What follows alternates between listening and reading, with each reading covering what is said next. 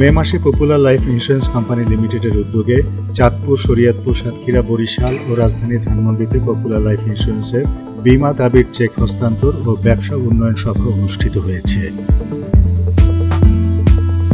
এ সময় popular life insurance company লিমিটেডের ব্যবস্থাপনা পরিচালক ও সিইও বিএম ইউসুফ আলী, অতিরিক্ত ব্যবস্থাপনা পরিচালক বিএম শওকত আলী সহ প্রতিষ্ঠানের ঊর্ধ্বতন আঞ্চলিক কর্মকর্তাবৃন্দ উপস্থিত ছিলেন।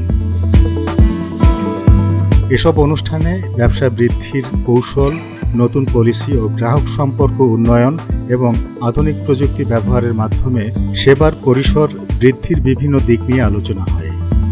সময়মতো বীমা দাবি নিষ্পত্তি করাই পপুলার লাইফ ইন্স্যুরেন্সের অন্যতম লক্ষ্য বলে এসব অনুষ্ঠানে উল্লেখ করেন প্রতিষ্ঠানের ব্যবস্থাপনা পরিচালক ও সিইও বিএম ইউসুফ আলী। তিনি আরও বলেন, গ্রাহকের আস্থা ও সন্তুষ্টি অর্জন করা পপুলার লাইফ ইন্স্যুরেন্সের মূল শক্তি।